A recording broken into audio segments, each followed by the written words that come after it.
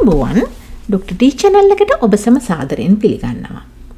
වදමල් කියන්නේ අපි හැමෝම දන්න ස්කින් කෙයාර් ට්‍රීට්මන්ට් වලට ගන්න මල් වර්ගයක්. ඔයාලා දන්නවා කුඩා දරුවන්ට වුණත් හමී බිබිලි වගේ දේවල් තියෙන වෙලාවට වදමල් තඹපු වතුරෙන් නාමන එක ගැන අපි ගොඩක් අහලා තියෙනවා. ඒ වගේම වදමල් කියන්නේ ඇත්තටම ලෝකේ පුරාම ප්‍රසිද්ධ ස්කින් කෙයාර් ට්‍රීට්මන්ට් වලට ගන්න මල් වර්ගයක්.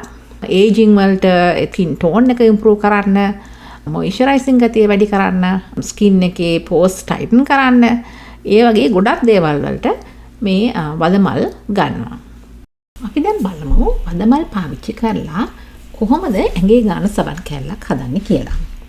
මේ සඳහා අපට අවශ්‍ය වෙනවා ෂේ බටර් ග්‍රෑම් 60ක්, තල තෙල් ග්‍රෑම් 150ක්, පොල් තෙල් ග්‍රෑම් 90ක්. ඒ වගේම අපිට අවශ්‍ය වෙනවා වදමල් ඩිස්ටිල් වෝටර් වල බොයිල් කරලා ෆ්‍රිජ් එකේ තියලා ග්‍රෑම් 114ක්, කෝස්ටික් සෝඩා ඒ කියන්නේ ලයි ග්‍රෑම් 39.8යි 3ක්.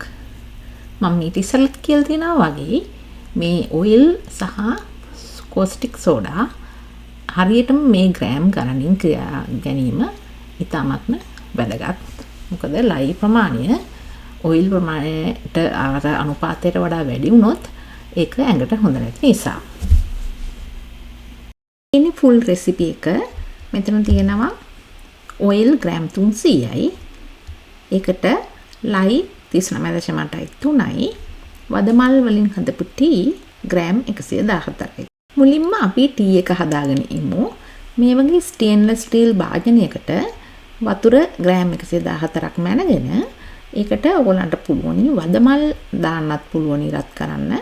එහෙම නැත්නම් වියලි මදමල් වල කුඩු තමයි මම මෙතනදී පාවිච්චි කරන්නේ.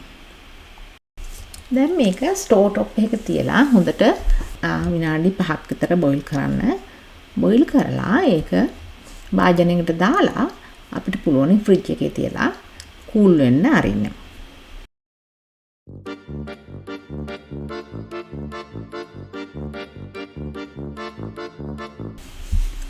වදමල් ධාවනය හොඳට කූල් වුණාට පස්සේ අපිට පුළුවන් මේ වගේ ඩිස්පෝසබල් භාජනයකට සෝඩියම් හයිඩ්‍රොක්සයිඩ් ප්‍රමාණය මැනගෙන ඒක අපි කූල් වුණු වදමල් ද්‍රාවණයට දාලා ඊට පස්සේ හොඳින් කලවම් කරගන්න.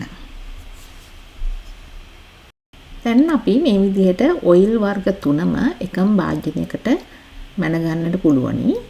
ඊට පස්සේ අපි ඩබල් බොයිල් එකක තියලා සෙන්ටිග්‍රේඩ් අංශක 38ට වෙනකල් රත් කරගන්න.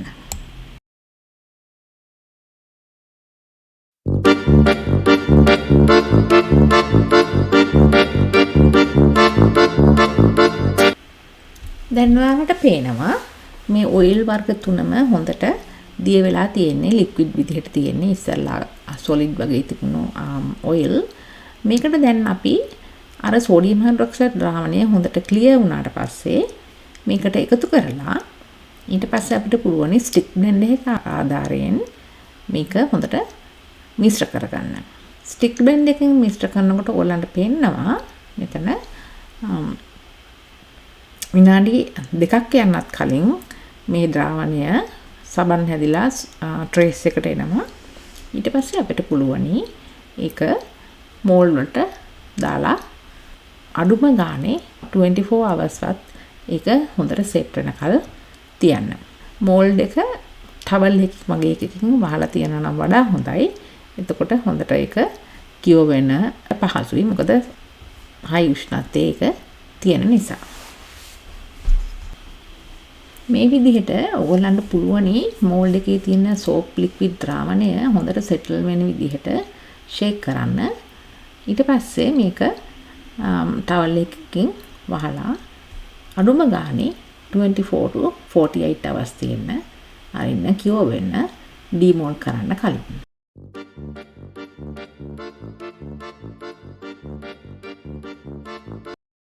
මේ තියෙන්නේ දවස් 2කට පස්සේ ඕගලන්ට පේනවා දැන් සෝප් එක හොඳට කියෝ වෙලා තියෙන්නේ. දැන් මේක අපිට පුළුවනි මෝල්ඩ් එකෙන් එළියට අරගෙන අඩුම ගානේ සති 4ක් සහ 6ක් යනකල් මේක හොඳට වාතාශ්‍රය තියෙන තැනක සම්පූර්ණයෙන්ම කිව්ව වෙනකල් තියන්න පාවිච්චි කරගන්න කලින්. ඊළඟ සතිය අපි බලමු මැංගෝ බටර් වලින් කොහොමද ඇඟේ ගාන සබන් කෑල්ලක් හදාගන්නේ කියලා. නමුත් මගේ channel එකට subscribe කරලා නැත්නම් subscribe කරලා like කරලා share කරන්නත් අමතක කරන්න එපා. මේ වගේ වීඩියෝ එකකින් අපි නැවතත් හම්බ වෙනතුරු ඔබ සැමට අයබෝවන්.